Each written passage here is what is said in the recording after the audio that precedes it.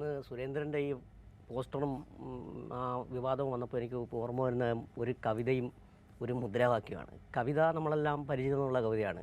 കാലം മാറിപ്പോയി, കേവലം ആചാര നൂലുകളൊക്കെ പഴകിപ്പോയി, കെട്ടി നിർത്താൻ കഴിയാതെ ദുർബലപ്പെട്ട ചരടിൽ ജനത നിൽക്കെ, മാറ്റുവിൻ ചട്ടങ്ങളെ ഇല്ലെങ്കിൽ മാറ്റുമതുകളി നിങ്ങളെത്താൻ എന്ന് കുമാരനാശാൻ്റെ ഏറ്റവും പ്രശസ്തമായ കവിത. അതൊരു കാലഘട്ടത്തെ അന്ന് സൂചിപ്പിച്ച ഒരു കവിത. ആ പറയുകയായിരുന്നു, കവിതയിലൂടെ കുമാരനാശൻ പറഞ്ഞാണ്.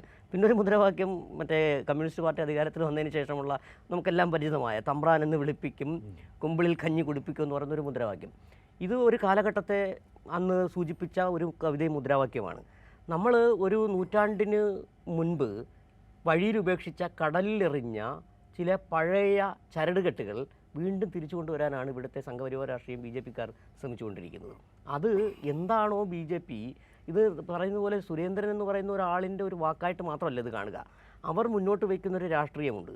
അത് ഇവിടെ ഈ സംഘപരിവാറിൻ്റെ രാഷ്ട്രീയം അത് ഒരിക്കലും ഇവിടുത്തെ പിന്നോക്കക്കാരനോ ദളിതനോ ഒപ്പമുള്ളതല്ല. അവർ എല്ലായ്പ്പോഴും മുന്നോട്ട് വെക്കുന്ന മനുസ്മൃതിയുടെ ഒരു ന്യായസംഹിതയുണ്ട്. അവർ പറയുന്ന രാമരാജ്യത്തിൽ ഇവിടെയുള്ള ഒരു കോരനുമില്ല, ഒരു ദളിതനുമില്ല എന്നുള്ളതാണ് സംഭവം. അത് പറയുമ്പോഴേക്ക് അവർക്ക് പറയാൻ കഴിയുന്നത് ഈ വലിയ മേനി നടിച്ചുകൊണ്ട് പറയുകയാണ്, കൃത്യമായ ജാതീയധിക്ഷേപമാണ് നടത്തിയിരിക്കുന്നത്. ഈ പുതിയ കാലഘട്ടത്തിൽ കേരളത്തിലിരുന്നു കൊണ്ട് സുരേന്ദ്രൻ പറയുമ്പോൾ ഇതിന് വളരെ കൃത്യമായ മറുപടി കൊടുക്കേണ്ടതുണ്ട്. ജാതീയധിക്ഷേപം തന്നെയാണ് നടത്തിയിരിക്കുന്നത്. എന്താണ് പറഞ്ഞിരിക്കുന്നത്?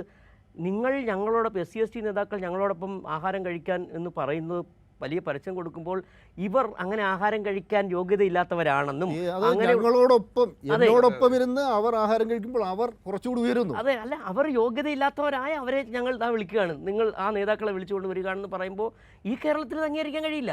എന്താണ് നമ്മൾ 100 വർഷം മുമ്പ് കളഞ്ഞ സംഭവമല്ലേ ഇത്? എവിടെ നമുക്കറിയാം, C. ഭാസ്കരനുണ്ണിയുടെ പുസ്തകം 19-ാം നൂറ്റാണ്ടിലെ കേരളം വായിച്ചു നോക്കണം.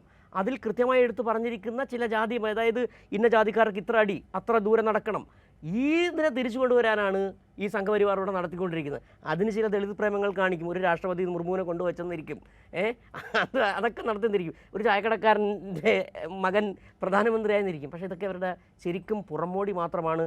കൃത്യമായ സംഘപരിവാറിൻ്റെ രാഷ്ട്രീയം ബോധ്യപ്പെടുത്തുന്നതാണ് സുരേന്ദ്രൻ്റെ ഈ പോസ്റ്റർ.